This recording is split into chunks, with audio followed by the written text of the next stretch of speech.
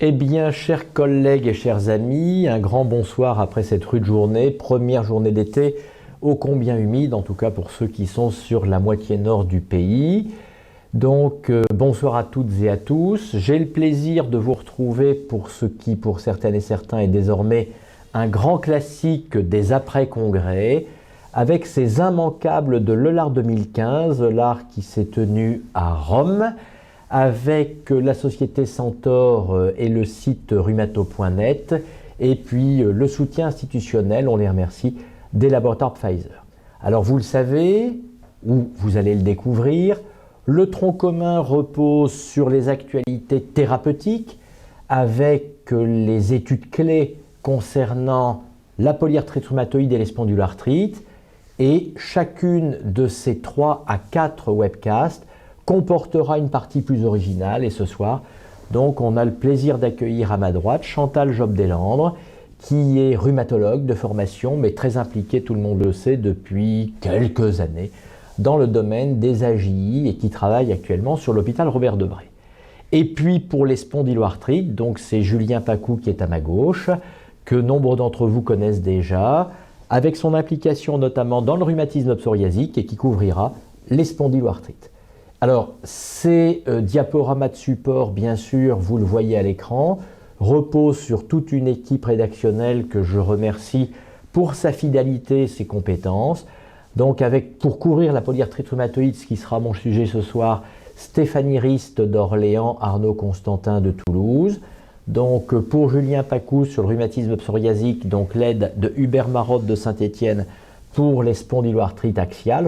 Chantal, donc, sur la partie AJI, la webcast douleur qui aura lieu la semaine prochaine et qui sera coordonnée notamment par Françoise Laroche, puis une des originalités des webcasts quand elle concernera la maladie systémique avec Gaëtan Nocturne du Kremlin-Bicêtre, et puis on aura couvert comme ça les 3 webcasts, la dernière étant dans mes souvenirs avec la pathologie inflammatoire microcristalline et en cornéa de Lariboisière.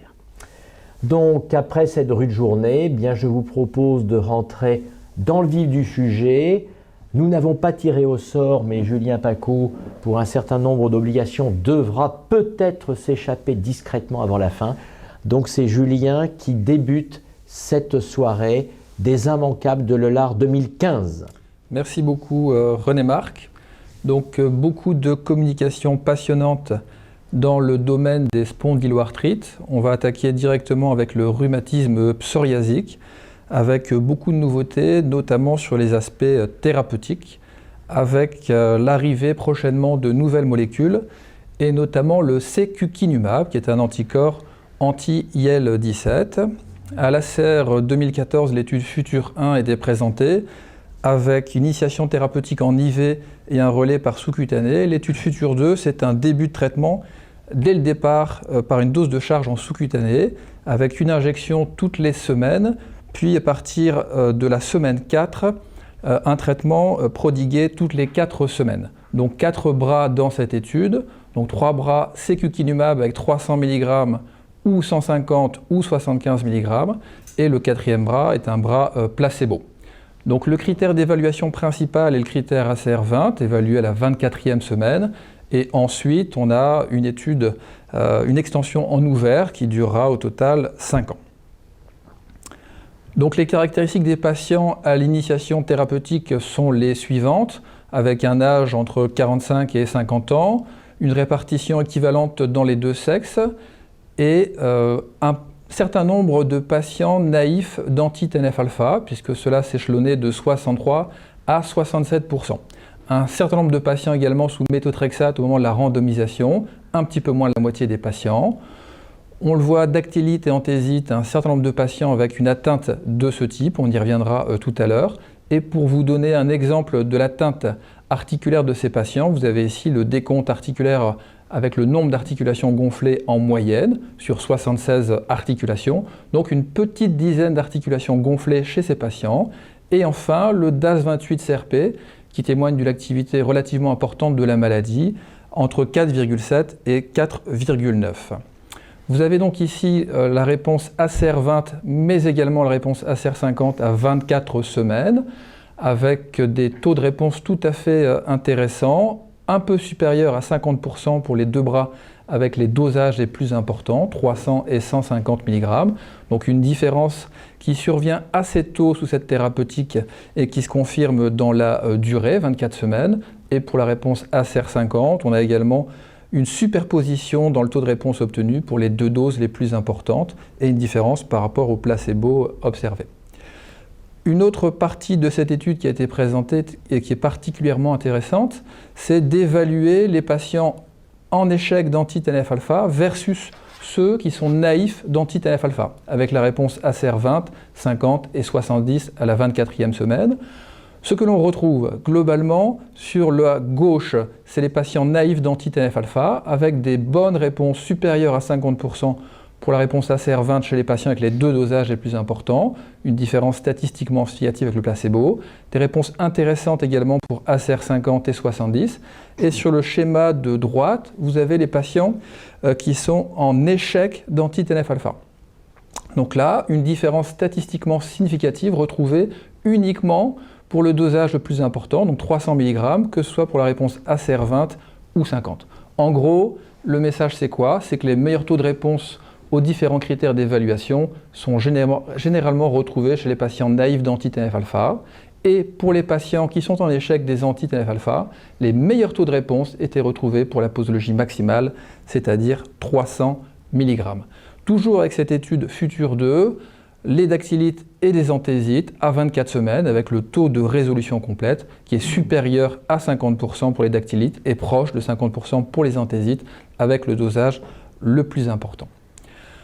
On a donc parlé du secukinumab, anticorps anti-IL-17, également des résultats concernant l'apremilast, un inhibiteur de la phosphodiestérase 4.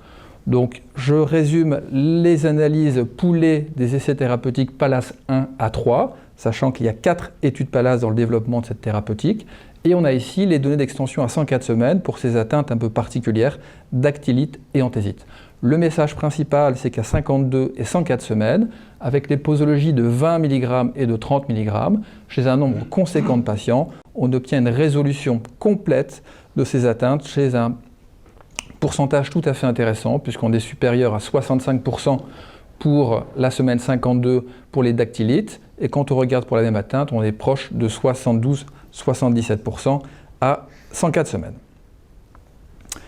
On passe maintenant au brodalumab, donc une autre molécule anti-IL-17. C'est un anticorps antirécepteur de type A de l'IL-17 avec 168 patients qui ont été initialement randomisés dans une étude de phase 2. Donc c'est un traitement qui se donne également en voie sous-cutanée avec une injection prodiguée toutes les 2 semaines. On a ici les résultats de la phase d'extension jusqu'à la semaine 108, puisque la publication sur le brodalumab avec l'évaluation à 12 semaines et les données d'extension à 52 semaines, ces données ont été publiées l'an dernier dans le New England. Qu'est-ce que nous apportent ces données d'extension? C'est que globalement, sur les critères ACR20 et ACR50, on a un maintien de l'efficacité de cette thérapeutique. On a également un maintien de l'efficacité de cette thérapeutique, mais là à 52 semaines pour l'atteinte anthésitique, mais également pour les dactylites, et principalement pour les dosages qui sont ici donnés, donc 280 mg et la posologie inférieure 140 mg. Concernant les données de tolérance du brodalumab, pas de warning particulier retrouvé dans cette phase d'extension. Je vous rappelle que le brodalumab avait été essayé dans la polyarthrite rhumatoïde, mais sans succès, et que l'étude qui avait démarré pour les inclusions dans la spondylarthrite ankylosante a été interrompue par Amgen. On passe maintenant encore à une autre molécule, décidément une actualité riche concernant les thérapeutiques dans le rhumatisme psoriasique, avec l'ustekinumab, l'anti-IL-12-23, utilisé ici dans le rhumatisme psoriasique, mais en cas de rachialgie inflammatoire associée. Donc le programme de développement de l'ustekinumab dans le rhumatisme psoriasique, c'est PSUMIT, PSUMIT 1 et PSUMIT 2, et ici, on a l'analyse post-hoc d'un sous-groupe de patients ayant des rachialgies inflammatoires et une atteinte périphérique de l'étude PSUMIT 1, donc avec un peu plus de 30% des patients de cette étude dont on a pu faire l'analyse. Là, on observe le taux de réponse BASDAI 20, 50, 70 à 24 semaines avec les 3 groupes, donc placebo, 1 ustekinumab 45 mg et 90 mg. Et quel est le message principal? C'est que globalement, cette thérapeutique semble intéressante en cas de rachialgie inflammatoire dans le rhumatisme psoriasique. Vous savez que l'ustekinumab a également été employé dans une étude proof of concept dans la spondylarthrite ankylosante. Il s'agissait de l'étude TOPAZ et les études sont actuellement en cours dans la spondylarthrite ankylosante. Pour terminer avec le rhumatisme psoriasique, vous savez que cette année, il y a eu une actualisation des recommandations EULAR pour la prise en charge du rhumatisme psoriasique. Et dans ces recommandations, il est indiqué que la coprescription d'un DMARD avec un biologique est potentiellement intéressante, ce qui est tout à fait discutable au vu des données de la littérature. Voilà encore une étude qui va à l'encontre de l'intérêt de la coprescription, et cette fois-ci avec l'étanercept. Il s'agit d'une étude de cohorte observationnelle, prospective et multicentrique, relativement conséquente et d'une durée de 52 semaines. En gros, 1282 patients et 575 patients ont bénéficié d'un nombre de visites considéré comme suffisant pour analyser la réponse. Et parmi ces patients, 464 avaient une forme périphérique prédominante. Quel est le message principal de cette étude? Sachant que l'analyse a porté sur 3 points à 52 semaines, l'atteinte cutanée, le score DAS28 et l'obtention d'une activité minimale de la maladie. Globalement, sur ces 3 paramètres, pas de supériorité de la coprescription par rapport à l'étanercept seul.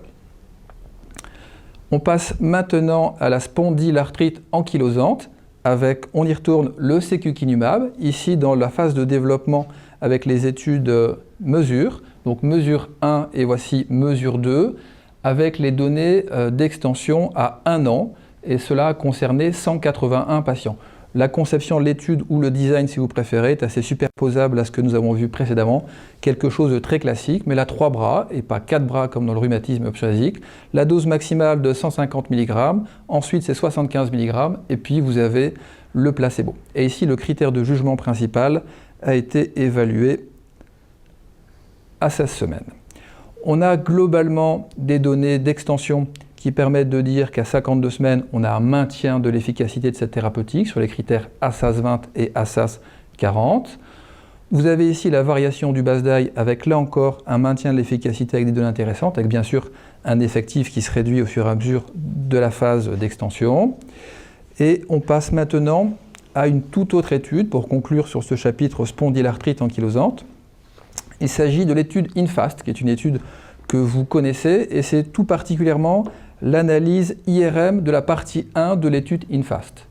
Ce que l'on sait globalement sur les lésions inflammatoires IRM et leur involution graisseuse, c'est que l'on sait que sous anti-TNF-alpha, il y a une régression des lésions inflammatoires à l'IRM et une augmentation du score des lésions graisseuses. Par ailleurs, il a été démontré, et notamment au cours de cette EULAR 2015, que la séquence suivante conduisait à l'apparition de syndesmophytes. C'est globalement, on a des signaux inflammatoires à l'IRM, ça flash. Avec le traitement anti-TNF-alpha, on a une résolution de ces signaux inflammatoires et l'apparition d'une involution graisseuse. Et enfin, l'apparition radiographique de syndesmophytes. D'où une crainte d'une aggravation des lésions structurales sous anti-TNF-alpha. Le but de cette étude était donc d'évaluer si cette séquence involution graisseuse et syndesmophytes est spécifique des anti-TNF-alpha ou si on peut retrouver cette séquence avec les INS. Et donc l'étude INFAST a été utilisée dans ce but, et l'objectif était d'évaluer la différence entre le taux de formation des lésions graisseuses à la suite de la résolution des lésions inflammatoires en IRM sous naproxène plus placebo versus naproxène plus infliximab, et cela dans les spondyloarthrites axiales récentes, comportant un certain nombre de spondylarthrites ankylosantes par ailleurs.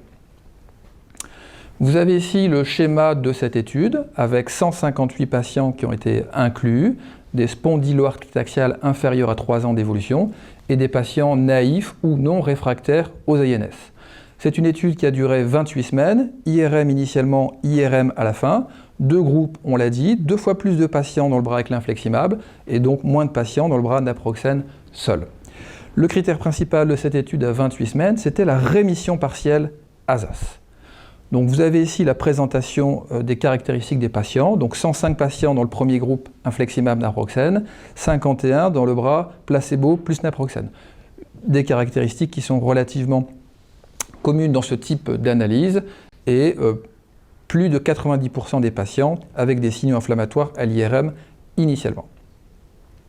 Qu'est-ce que l'on retrouve? C'est que globalement, il y a un effet clinique qui est favorable de l'association infliximab et naproxène, avec une rémission partielle ASAS dans 62% des cas avec l'infliximab et naproxène, contre 35% uniquement avec le naproxène. Ce que l'on retrouve ensuite, c'est la variation du score IRM des ostéites, avec à gauche les sacroiliacs, à droite le rachis, à baseline à la semaine 28. Globalement, sous naproxène seul, mais également sous l'association, une réduction du score d'ostéite et une supériorité de l'association comparativement au naproxène seul, que ce soit pour les sacroiliacs ou pour le rachis. Concernant la variation du score IRM de lésions graisseuses, également une augmentation de ce score avec les deux thérapeutiques et pas de différence entre les deux. Donc le message principal de cette étude, c'est celui-ci. On a à gauche la résolution de l'inflammation IRM aux 2 sites à 28 semaines, donc avec une différence qui est statistiquement significative et en faveur de l'association thérapeutique par rapport au naproxène seul. Et ensuite, et c'est le cœur de cette étude et c'est le message à faire passer, c'est l'apparition de nouvelles lésions graisseuses en IRM à la suite de la résolution de l'inflammation, des résultats superposables quand c'est l'association versus naproxène seul. Donc globalement, qu'est-ce que cette étude nous apprend? C'est que la séquence inflammation, résolution, involution graisseuse, formation éventuelle de syndesmophite, cette séquence n'est pas spécifique des anti-TNF-alpha et on la retrouve également sous INS. Très rapidement et pour terminer, pour parler de rémission, globalement la définition de la rémission utilisée actuellement c'est la maladie inactive selon le score ASDAS-CRP ou VS et on peut s'interroger chez ces patients en rémission, est-ce qu'ils sont également en rémission IRM? Pour cette étude, ils ont utilisé des données de rapide axial SPA avec les résultats IRM à 2 ans et le message est très clair, les patients qui étaient en rémission clinique n'étaient pas forcément en rémission IRM, il n'y avait pas de concordance. Merci et je passe la parole à mes camarades. Bien, grand merci Julien pour ces explications particulièrement claires et didactiques. On voit qu'il y a donc un développement important de molécules originales dans le rhumatisme psoriatique. On est encore aux études de phase 3. Il pourrait être intéressant de voir quand même rapidement des études avec des bras comparateurs de type anti-TNF-alpha. Oui. Et il me semble qu'avec le secukinumab dans la spondylarthrite ankylosante, le golimumab sera utilisé comme bras comparateur. Il y aura un bras placebo, mais également un bras golimumab. Ce qui semble logique. Ce qui semble logique pour avoir effectivement quelques notions de comparaison d'efficacité, voire de tolérance. Dans les spondyloarthrites axiales, donc il y a eu ces données thérapeutiques complémentaires. Est-ce que tu as un petit commentaire? Il me semble qu'il y a eu aussi une autre étude qui a repris l'efficacité structurale potentielle des INS, car tu viens de nous démontrer dans l'étude sur le certolizumab pégol que l'on retrouve globalement la même évolution en imagerie que les malades soient traités par anti-TNF et INS versus INS seul. Par contre, il était classique de considérer jusque maintenant que les INS peut-être avaient une efficacité, on va dire, de prévention de la progression, notamment des syndesmophytes, et encore quand même beaucoup d'interrogations sur l'effet des anti-TNF, plutôt non quand on prend les études post-hoc, des études contrôlées, et quelques données observationnelles qui disent que peut-être qu'il y a un peu mieux. Et donc il y avait cette fameuse étude avec le celecoxib, avec le à la demande versus continu, donc je pense qu'il y a eu une étude sur le diclofénac. Tout à fait. Comme d'habitude, les données sont contradictoires au final. Donc cette étude comparait le diclofénac en continu versus à la demande avec le score classique pour l'apparition des syndesmophytes. Et globalement, les patients qui prenaient le diclofénac en continu, ça ne faisait pas mieux sur le score de progression des syndesmophytes.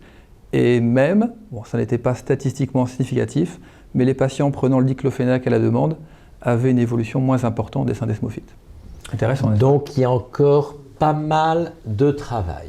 Énormément. Julien, un grand merci. Je vous rappelle à toutes et à tous qu'il ne faut pas hésiter à nous envoyer vos petites questions. C'est vrai qu'aujourd'hui, on les concentre un petit peu plus sur les AJI Et donc sans plus tarder maintenant, je vais passer la parole à Chantal pour les points clés, les 3 études principales, plus ou moins, qu'elle a retenues de ce congrès EULAR 2015. Chantal, un grand merci à toi. Merci beaucoup René-Marc. Donc en fait, ce n'est pas 3 études, c'est plutôt 3 thèmes que j'ai retenus concernant ce chapitre de rhumatopédiatrie qui était particulièrement développé dans le cadre du congrès EULAR qui abritait également le congrès européen de la Société de rhumatologie pédiatrique, la PRES. Alors le premier thème qui a fait l'objet d'une session entière est le thème de la transition. C'est un thème qui a conduit déjà à faire élaborer des recommandations européennes pour définir et améliorer ce processus qui n'est pas simplement un transfert des patients du secteur pédiatrique au secteur adulte, mais qui comporte un volet médical, un volet psychologique, un volet éducationnel pour améliorer leur prise en charge personnelle et médicale lorsqu'ils sont devenus jeunes adultes. Cette première étude hollandaise avait pour objectif d'évaluer si cette transition était associée, comme cela a déjà été écrit antérieurement, à une reprise évolutive de la maladie articulaire et ou à un taux élevé de perte de suivi médical qui a été défini par les auteurs par l'absence de contact pendant la période d'étude qui était de 3 ans. Et également, ce qui était fort intéressant, de déterminer si l'on pouvait avoir des facteurs prédictifs d'une reprise évolutive ou d'une perte de suivi lorsqu'on les lâchait du secteur pédiatrique vers le secteur adulte. 176 patients atteints d'arthrite juvénile ont été étudiés prospectivement pendant cette durée de 3 ans et ils ont été répartis en 3 groupes selon qu'ils étaient pour le premier groupe suivis en milieu pédiatrique, en phase de transition pour le groupe 2, 14-17 ans, ou déjà arrivés dans le secteur adulte. La répartition selon le sexe, selon le type d'arthrite juvénile, la fréquence des uvéites, la présence de facteurs rhumatoïdes d'anticorps antinucléaires et la présence de l'antigène HLA-B27 n'était pas différent d'un groupe à l'autre. On peut simplement remarquer en ce qui concerne le type d'arthrite juvénile que dans le groupe pédiatrique, on a presque un tiers d'oligoarthrite alors qu'on n'en a plus que 23% chez les adultes, ce qui est assez logique puisque on admet qu'environ 40 à 50% de ces patients vont entrer en rémission et qu'à l'inverse, pour les formes systémiques qui ne représentent que 6% en pédiatrie, on arrive à 1 sur 5 lorsqu'ils sont en milieu adulte, ce qui est également logique puisque ce sont les formes les plus sévères. Pas de différence non plus sur la prise en charge thérapeutique selon qu'ils étaient âgés de 10-14 ans, 14-17 ou 18-24 ans. On retrouve, comme on pouvait s'y attendre, majoritairement l'utilisation du méthotrexate chez un petit peu plus d'un patient sur 2, avec un pourcentage qui varie peu au cours des 3 ans de l'étude. En revanche, pour les biologiques, on voit le pourcentage de patients traités par biologiques augmenter au cours de l'étude, mais vraisemblablement aussi du fait de l'expérience acquise avec ce type de traitement. Pas de différence, et cela est sans doute important, sur l'utilisation de la corticothérapie qui, dans cette étude hollandaise, ne concerne qu'environ un patient sur 10. Alors, quand on regarde l'âge des patients, bien entendu, il va être différent d'un groupe à l'autre puisqu'ils ont progressé en âge. De même pour la durée évolutive qui, pour les patients vus en milieu adulte, était de l'ordre de 12 ans. Et en ce qui concerne l'évolutivité de l'arthrite juvénile, qu'elle soit évaluée par le critère pédiatrique JADAS-27 ou par le critère classique DAS-28 auquel vous êtes sans doute plus habitués, pas de différence significative entre les 3 groupes d'âge. En ce qui concerne les patients perdus de vue, on le reverra. Donc, on voit d'emblée qu'ils sont majoritairement présents, environ un tiers, dans le groupe de la transition, alors qu'il n'y a qu'un patient sur 10 qui est perdu de vue en pédiatrie et à l'âge adulte.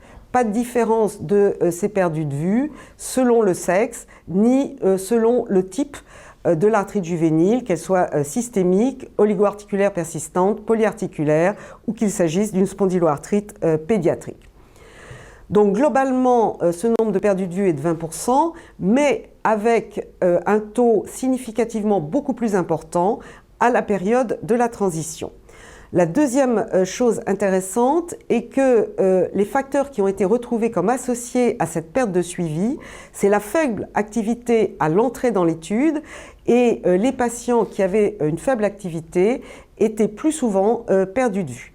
En revanche, pas de différence pour, comme on l'a vu, la présence d'uvéite, la présence de facteurs antinucléaires, pas de différence non plus avec les spondyloarthrites et globalement le différent type d'AGI.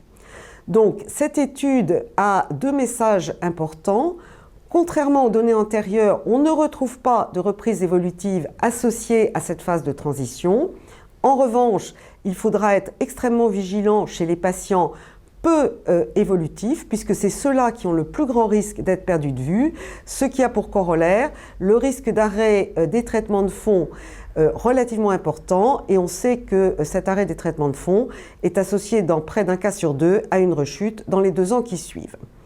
Il y avait également, dans cette même session consacrée à la transition, une étude portugaise, mais faite en milieu rhumatologique adulte, de 112 patients, donc là avec un âge moyen d'adulte d'une trentaine d'années. La répartition selon les sous-types n'est pas franchement différente de ce qu'on a l'habitude de voir, avec globalement une majorité, environ un patient sur 3 atteint d'une polyarthrite avec ou sans facteur rhumatoïde, et près d'un patient sur 5 avec une spondyloarthrite. Après une vingtaine d'années d'évolution, les auteurs observent que la majorité, 86% des patients, a reçu au cours de son évolution un traitement de fond, mais que 2/3 sont encore en cours de traitement, ce qui a quand même une efficacité certaine, puisque vous voyez que le score moyen de handicap est relativement faible, 0,49 pour le HAQ, et sur ce camembert, vous voyez que près de la moitié des patients n'a aucun handicap.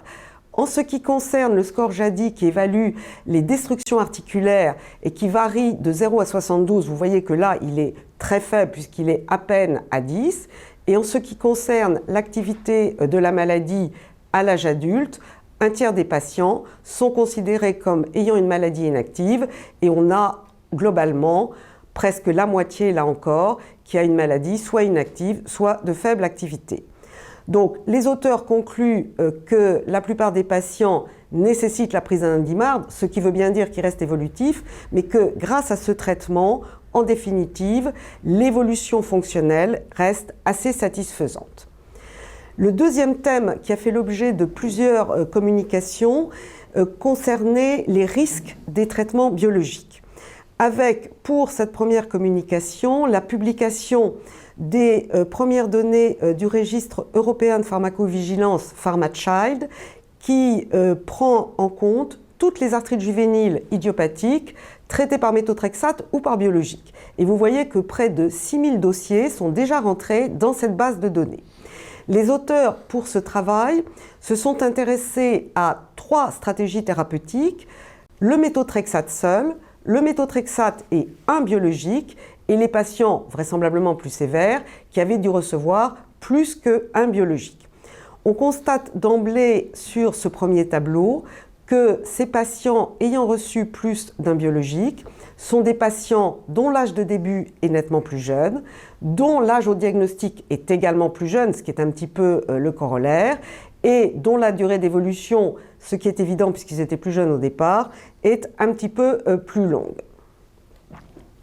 En ce qui concerne les types d'AGI selon les groupes de traitement, on voit, comme on pouvait s'y attendre, que le méthotrexate est essentiellement donné aux oligoarthrites et que très peu de polyarthrites avec facteur rhumatoïde, c'est-à-dire la forme pédiatrique de la polyarthrite rhumatoïde, reçoivent uniquement du méthotrexate, que majoritairement pour le groupe avec méthotrexate et un biologique, ce sont les formes polyarticulaires non facteur rhumatoïde, c'est-à-dire les polyarthrites facteurs rhumatoïdes négatifs, mais également les oligoarthrites extensives qui leur ressemblent, et que pour les formes avec plus d'un biologique, le plus gros groupe est celui des arthrites juvéniles systémiques. En ce qui concerne le type de biologique, là encore, c'est un effet historique, puisque l'étanercept a été le premier qui a eu son autorisation dès fin 99 chez l'enfant, que l'adalimumab n'est arrivé en France qu'en 2007, que l'infliximab n'a toujours pas d'ailleurs d'autorisation d'utilisation pédiatrique et que l'arrivée du tocilizumab est beaucoup plus récente.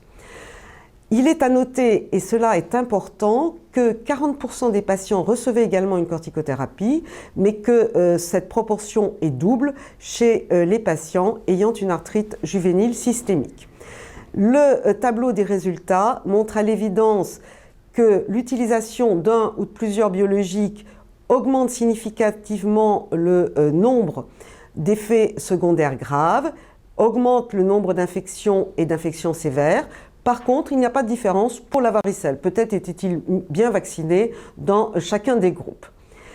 En ce qui concerne les arrêts pour traitement, ils sont relativement faibles puisque c'est moins de 1 patient sur 5 dans le groupe avec un ou plusieurs biologiques. La conclusion importante est que l'addition dans ce registre de biologiques au méthotrexate augmente de façon significative le risque d'effets secondaires graves et d'infection, mais il y a sans doute une limite à cette étude malheureusement, c'est que la corticothérapie n'a pas été prise en compte et que des études antérieures avaient montré que chez des enfants traités par méthotrexate biologique et ou avec ou sans corticoïdes, le taux d'infection n'était pas du tout le même et que la corticothérapie était un facteur de risque très important pour les infections sous traitement biologique. Deuxième registre qui a donné à nouveau des résultats, puisque le registre BICARE est le registre allemand qui note toutes les arthrites juvéniles idiopathiques recevant soit du méthotrexate et ou un traitement biologique. Et là, les auteurs se sont uniquement intéressés aux formes polyarticulaires ou oligoarticulaires extensives, près de 1700 patients, prenant un traitement biologique, là encore, majoritairement de l'étanercept pour des raisons historiques.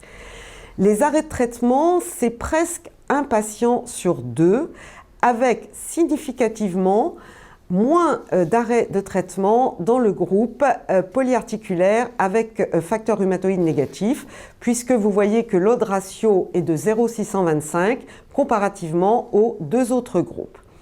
Par contre, en ce qui concerne les causes d'arrêt qui ont été répertoriées en échec, rémission ou intolérance, il apparaît que seul le taux d'arrêt pour rémission est significativement inférieur dans le groupe polyarticulaire avec facteur rhumatoïde positif, ce qui n'est pas très étonnant puisqu'on sait que c'est principalement cette forme qui ne donne jamais lieu à des rémissions.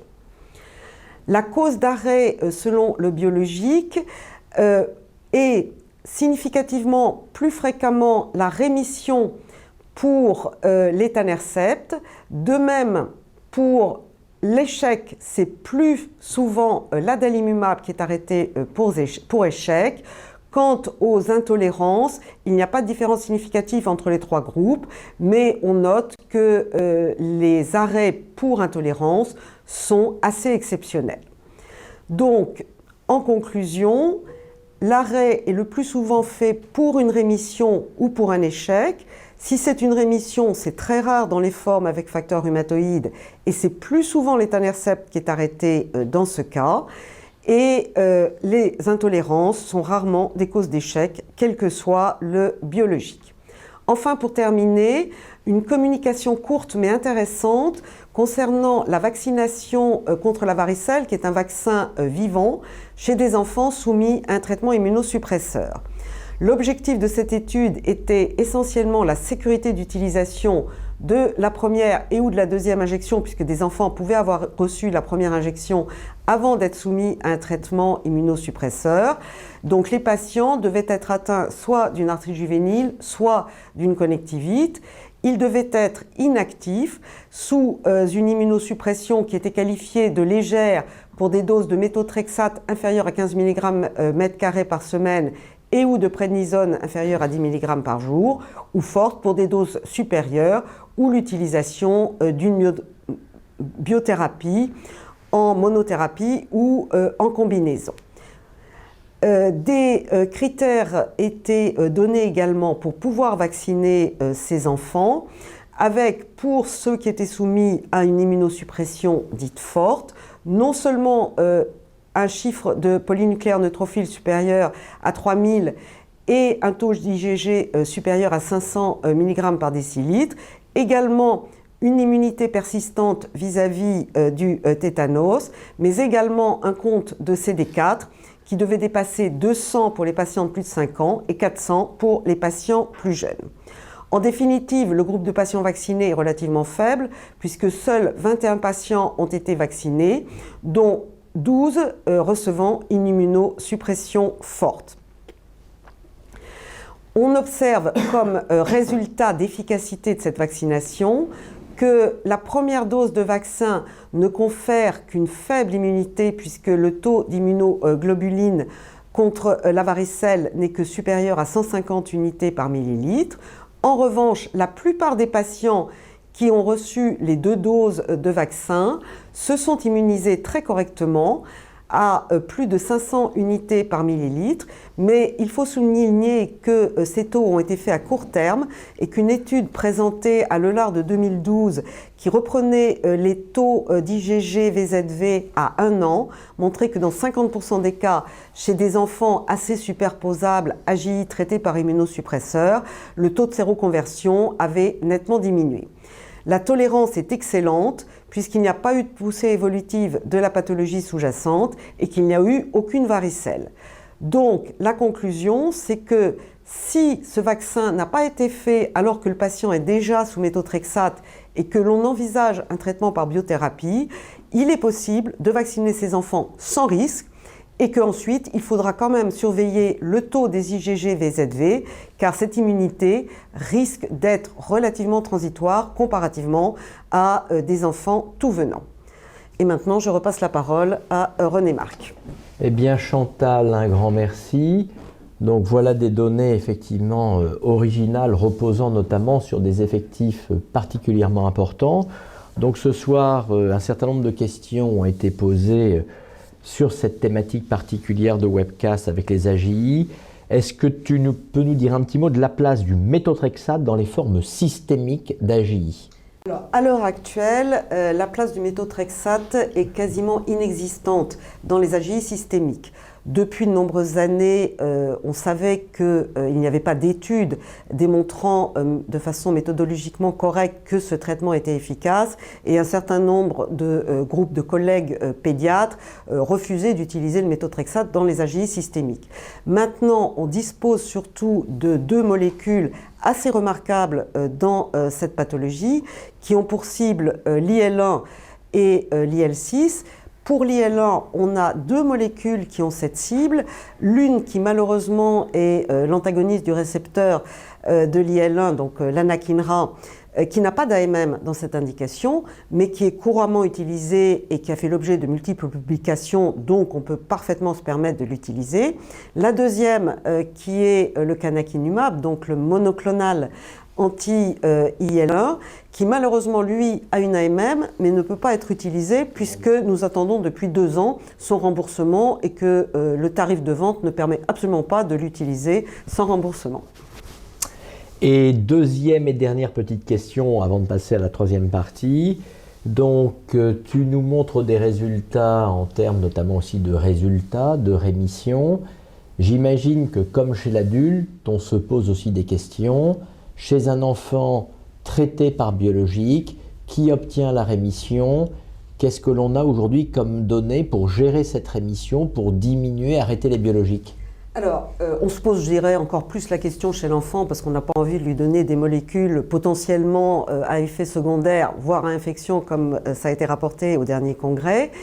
Et en fait, on se base sur 2 études qui ont été publiées, qui sont des études ouvertes, prospectives, mais en particulier une étude italienne qui a montré que l'arrêt d'un anti-TNF chez un enfant en rémission n'entraînait de reprise évolutive que dans un peu plus de la moitié des cas, après un délai qui était de l'ordre de 2 ans à 2 ans et demi.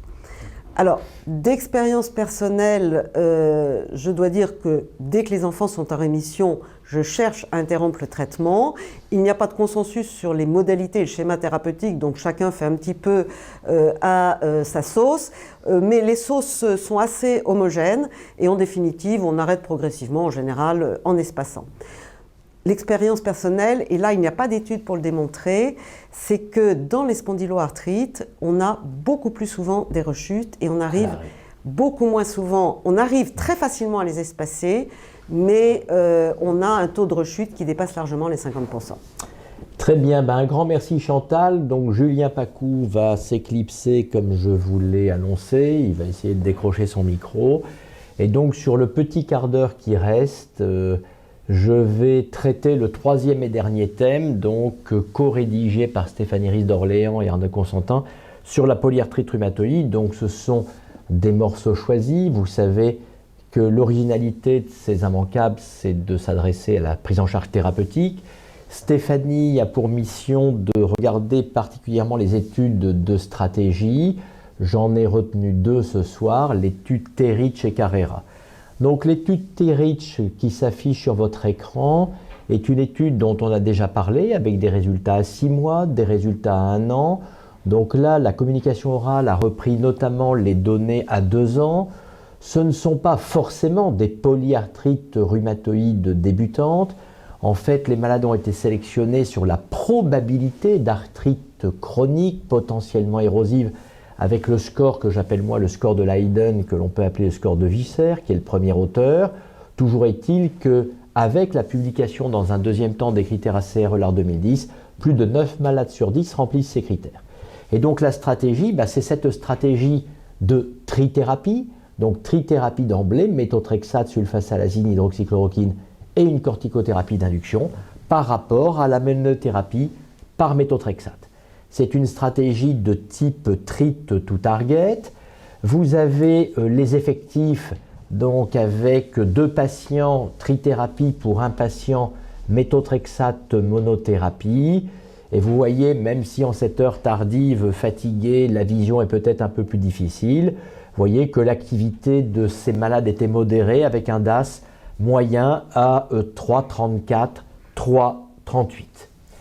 Alors le discours est plus parlant puisque vous voyez qu'en termes de diminution progressive du DAS sur 2 ans, eh bien même si tout initialement il y a une réponse un peu plus rapide avec le bras trithérapie, au final les résultats sont tout à fait comparables et il en est de même pour l'un des critères essentiels, c'est-à-dire l'obtention de la rémission maintenue. Par contre, sur la partie droite de votre écran, en termes de HAQ, on observe cette diminution plus rapide du HAQ avec au final une différence qui est statistiquement significative, plutôt en faveur de la combinaison d'emblée que de la monothérapie.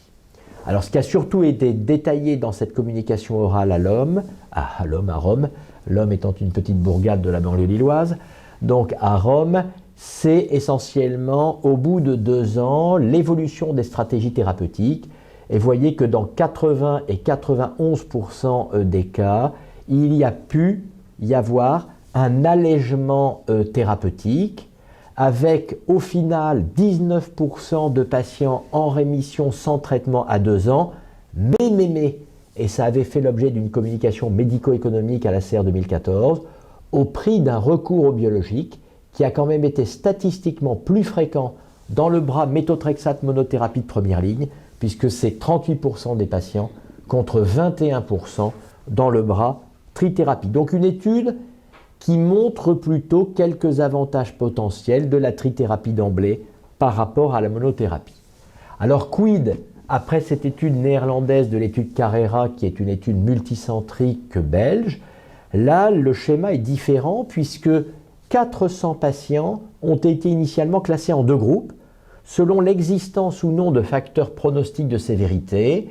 3 fois sur 4, les malades étaient considérés comme à polyarthrite débutante à haut risque de sévérité et 25% à bas risque de sévérité. Et pour les malades à haut risque, il y a eu une randomisation dans 3 bras, un bras de type Cobra par l'association méthotrexate-salazopyrine corticoïde, un bras Cobra Light sans salazopyrine et une corticothérapie qui débutait à 30 au lieu de 60 mg par jour avant d'être dégressive, et un bras que les auteurs appellent en français dans le texte avant-garde, avec une combinaison méthotrexate-léflunomide plus corticoïde. Les résultats, eh bien, les résultats vont être présentés sur la diapositive qui suit. Toujours est-il qu'à l'inclusion dans ces 3 bras de patients à haut risque, vous voyez qu'effectivement l'activité est beaucoup plus élevée par rapport à l'étude néerlandaise, puisque le DAS est de 5,0 à 5,4. Mais quand on regarde à 1 an l'évolution moyenne du DAS dans les 3 bras, vous voyez qu'il n'y a aucune différence significative, puisqu'on se retrouve avec un DAS à 2,5 dans les 3 groupes, et 3 malades sur 4, de 75 à 79% des patients, obtiennent un LDA.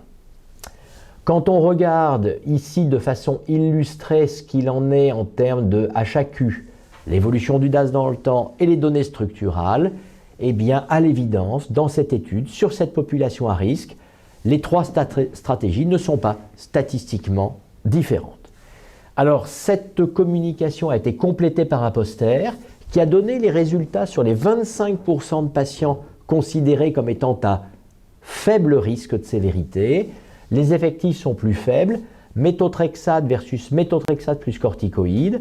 On connaît aujourd'hui l'importance de la stratégie d'induction par corticoïde. Vous voyez que chez ces malades, le DAS est un peu plus bas, d'environ 0,5 points inférieur.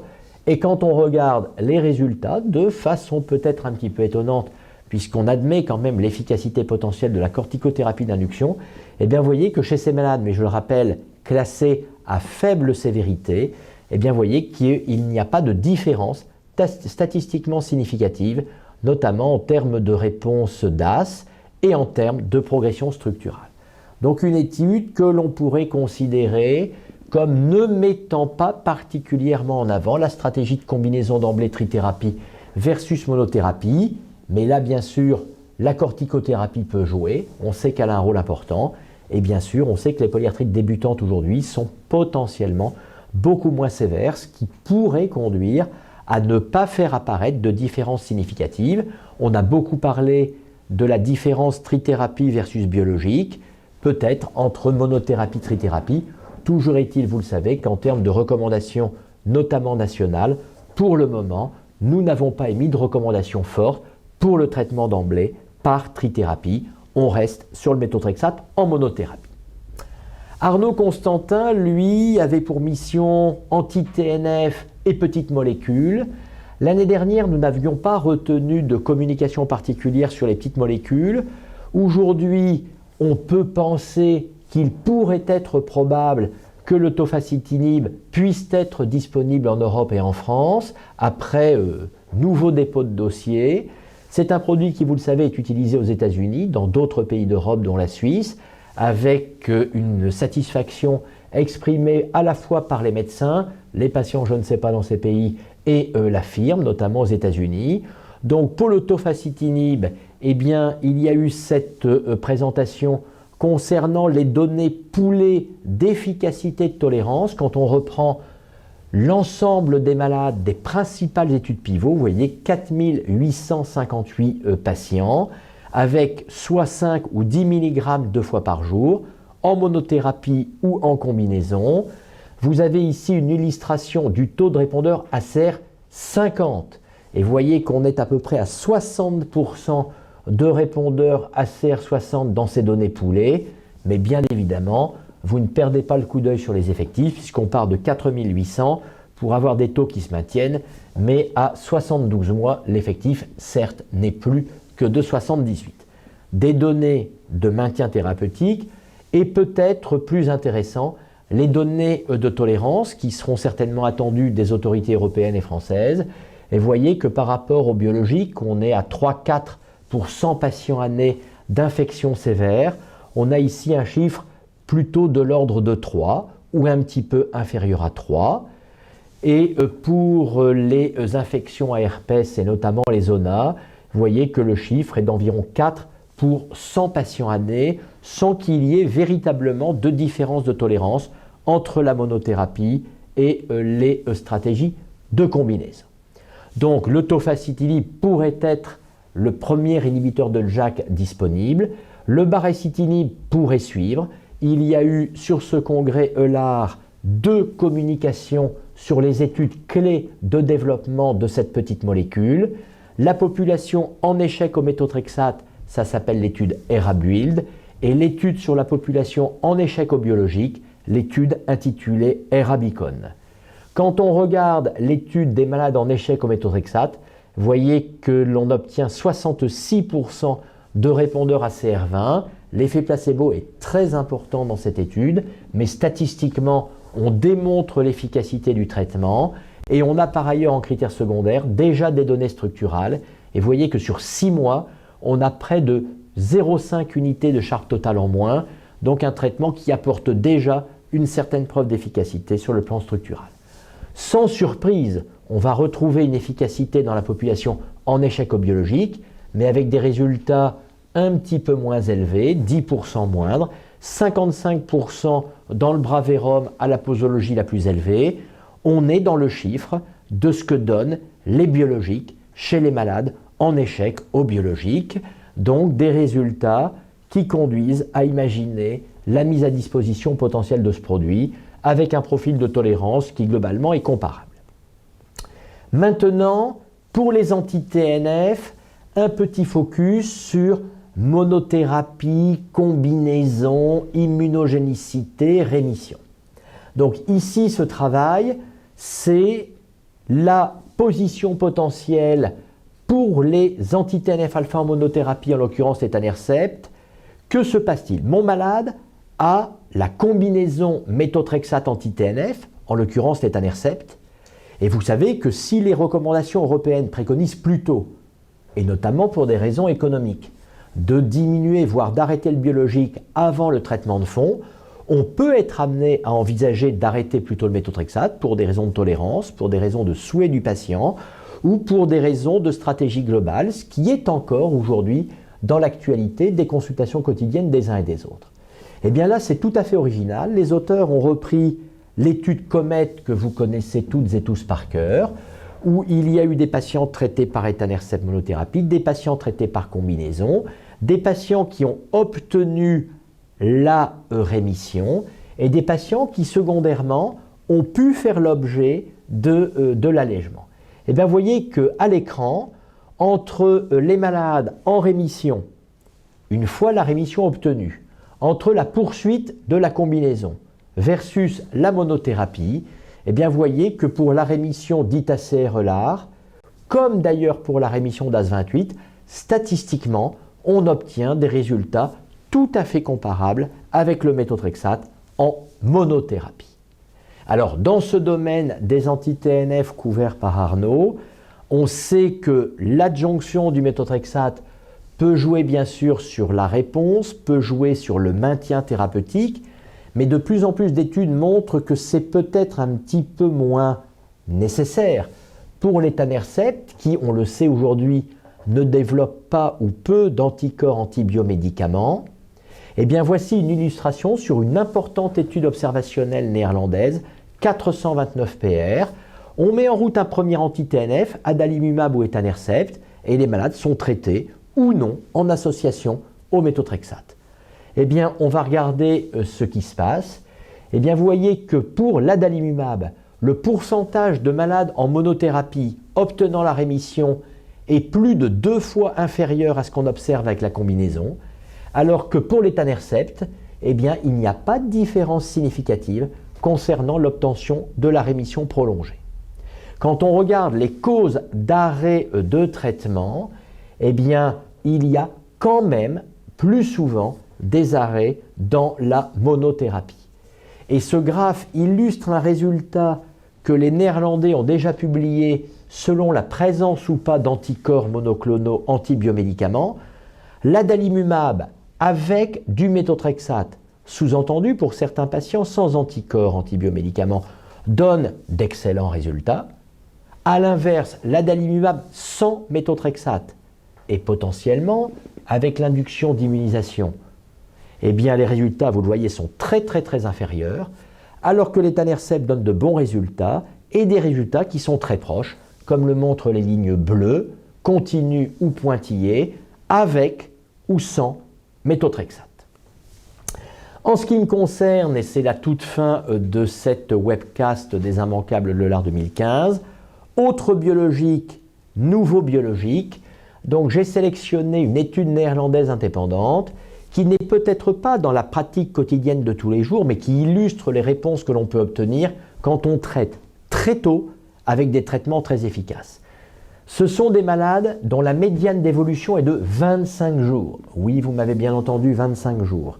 Randomisation, méthotrexate monothérapie, jusqu'à 30 mg par semaine, tocilizumab monothérapie, à l'époque en intraveineux, et combinaison méthotrexate-tocilizumab. C'est une étude d'une durée totale de 2 ans. Il y a une stratégie ciblée, avec une combinaison un peu originale par association au plaquenil, puis remplacement du placebo de méthotrexate ou de toci, et éventuellement changement de biologique pour un anti-TNF. Critère principal, la rémission prolongée. Eh bien, voyez les résultats. Il n'y a pas photo, mais bouteille à moitié vide, à moitié pleine, pour ceux qui sont soucieux des deniers de l'État et potentiellement pour d'autres raisons, peut-être de tolérance.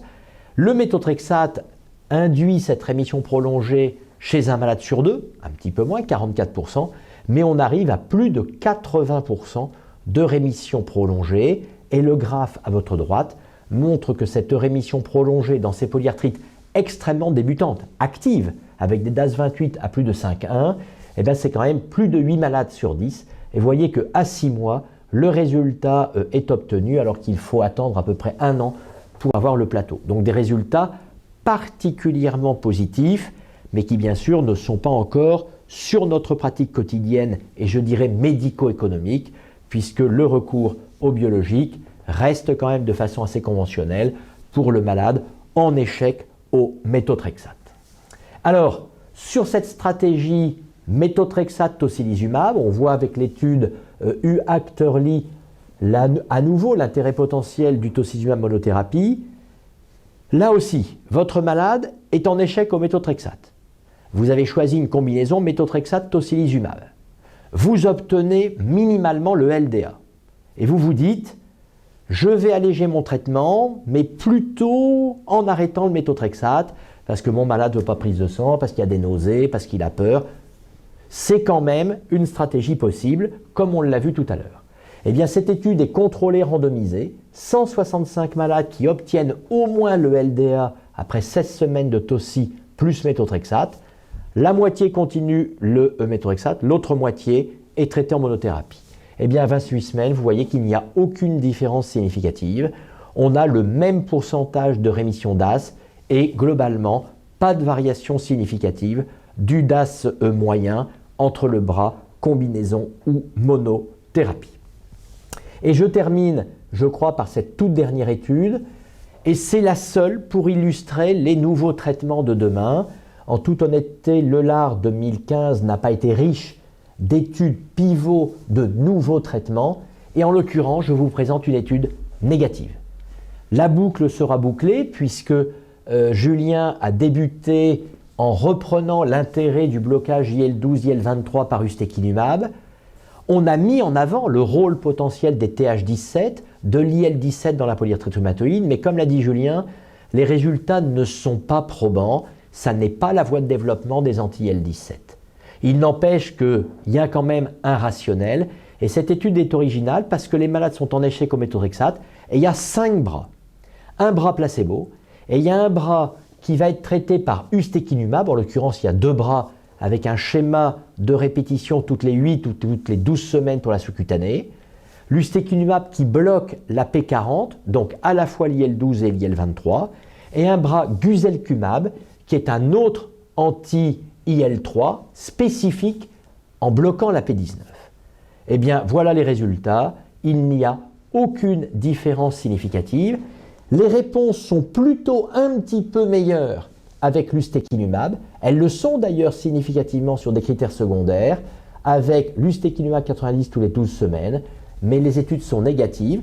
Donc c'est une étude négative, mais qui est intéressante parce qu'à côté de l'échec relatif des anti-IL-17, c'est que très clairement, la voie IL-12, IL-23, TH17, a priori, n'est pas une voie clé dans la physiopathogénie et le traitement de la polyarthrite rhumatoïde. Eh bien, chers amis, les questions étaient surtout focalisées sur les AGI. Il est déjà très tard. On est dans le timing de la petite heure qui nous est imposée par les organisateurs et le personnel qui est aussi très fatigué. Ils veulent rentrer à leur maison, ça peut se comprendre, ils sont derrière, on les remercie. Donc je vous propose d'en rester là. Je vous rappelle qu'il va donc y avoir possibilité, bien sûr, de revoir en boucle, si vous ne vous en lassez pas, eh bien, cette webcast. Et bien sûr, il y aura les 3 autres éditions qui vont suivre, animées par les autres rédacteurs de ces Immanquables. Françoise, encore un grand merci. Un grand merci, Chantal. Françoise, voilà, je suis sur la suivante. Je suis déjà sur la suivante. Un grand merci à toute l'équipe de Centaure et à Pfizer pour son soutien institutionnel. Bonne soirée à toutes et à tous.